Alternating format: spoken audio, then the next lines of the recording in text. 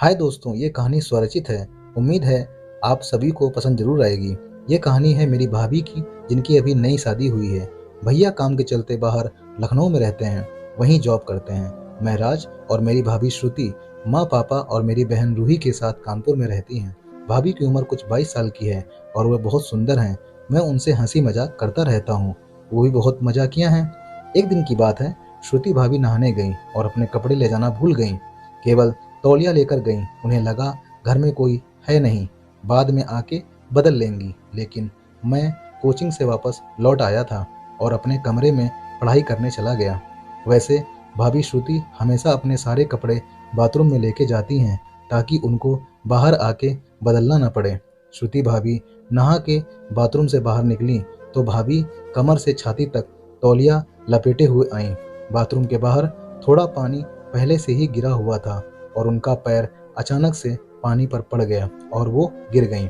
अचानक गिरने से उनके शरीर का तौलिया खुल गया और वो एकदम वस्त्रहीन जमीन पर पड़ी थीं और कराह रही थीं। मैंने कराहने की आवाज़ सुनी तो देखा भाभी पूरी वस्त्रहीन होकर जमीन पर गिरी हुई हैं। मुझे समझ में नहीं आ रहा था कि क्या करूं। ऐसा बदन मैंने पहले कभी नहीं देखा था। मेरे अरमान जागने लगे, पर मैंने कंट्रोल किया और भाभी को उठाकर खड़ा किया और तौलिया लपेटा। वो चल नहीं पा रही थी। उनको गोद में उठाकर कमरे तक ले गया और बिस्तर पे लिटा दिया। उनके शरीर में पानी की बूंदें मुझे मदहोश कर रही थीं, पर मैंने बहुत कंट्रोल किया और उनके कपड़े देकर बाहर आ गया।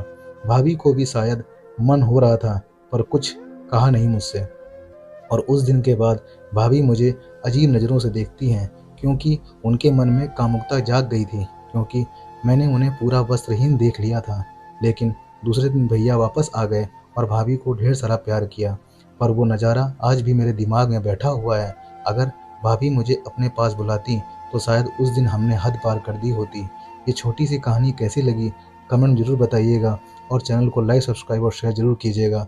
अगर आप मेरी जगह होते तो क्या करते, कमेंट में वही बताइएगा। मिलते हैं अगली कहानी, तब तक के लिए जय हिंद जय भारत। कहानी अच्छी लगी हो तो चैनल पक्का सब्सक्राइब कीजिएगा। जय हिंद।